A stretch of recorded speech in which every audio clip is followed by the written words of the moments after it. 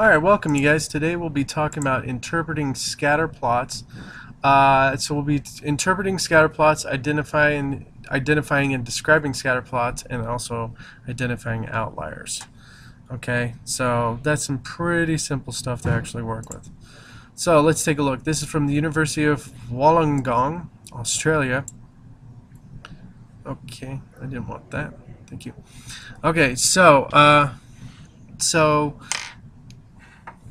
we're going to be talking about explanatory variable increases. That means we move from the left to the right. Okay, so positive association, you're moving up and to the right. Negative association, you're moving down and to the right. So that one's pretty simple. Now, if you have no association between your scatter plot, you're just going to not have any pattern. Now, if you have something that looks kind of like a parabola or some kind of familiar shape, so in other words, like an exponential or some kind of logarithmic shape, that means no linear association. So you have to use either a quadratic regression or a linear or a logarithmic regression or some kind of different type of regression. Okay, a linear association just means we can actually draw a line and it goes pretty much through the big cluster of them. Now, perfect linear association, they would be all along the straight line and work, and that's very rare to happen. Okay. All right, now some strengths, some things we need to know. So this was form, this is strength. Okay, so strength, near zero correlation means that there's really no pattern whatsoever. Weak correlation, you can kind of tell it's going up and to the right, but it's kind of hard. Okay, moderate positive correlation. Oh, now the R numbers are also associated with this.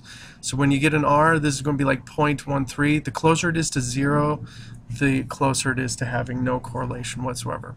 All right, weak correlation, about 0.25 to about 0.5 would be weak. Moderate would be 0.51 to about 0.75. Okay, so that would be moderate, and strong correlation would just be a little bit higher. Okay, now this would be strong.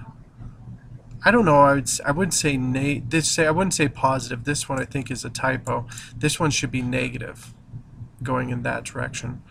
Okay, moderate negative correlation going down and to the right. Okay, and then strong negative correlation going like this. And if you could imagine that going up and to the right, that would be right there. Okay, outliers and influential points. You can also look for individual points that fall outside of the overall pattern. So an outlier pretty much looks like this.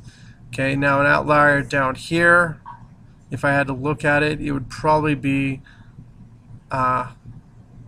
way removed from the actual graph. So this one's kind of hard to see. If I had to pick any, I would probably pick this one if this was all the data points, but I seriously doubt it because that's following the same, but this might be an outlier. Okay, now if I was looking at this data set, this is definitely an outlier, so don't even use it. Okay, alright, but that's it for influential stuff.